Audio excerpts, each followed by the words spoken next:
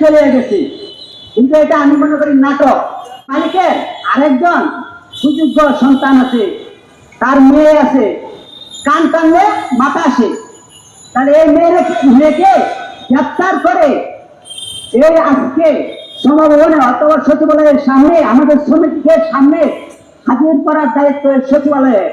প্রায় 15,000 শ্রমিকের একটা চুক্তি হয়, ওই চুক্তি এখনো বাস্তবায়ন হচ্ছে না। কেন হচ্ছে না? একটা মালিক শক্তিশালী না এই দেশের সরকার শক্তিশালী?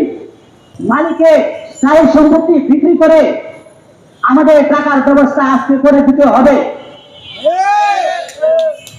এবং আমি শুনতে পাচ্ছি এই মালিক বিদেশ চলে গেছে, কিন্তু এটা আমি মনে করি নাটক, আমাদের টাকা মেরে দেওয়ার জন্য।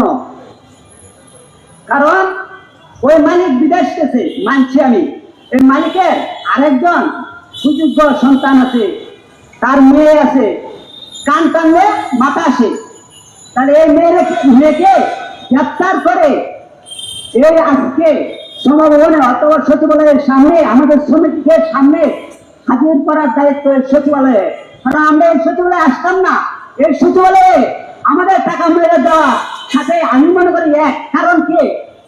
এই সচিবালয়ে চুক্তি হয়েছে, এই চুক্তি বাস্তবায়ন করবে সচিবালয়ে, টাকা দেবে সচিবালয়ে, আমরা মালিক চিনি না।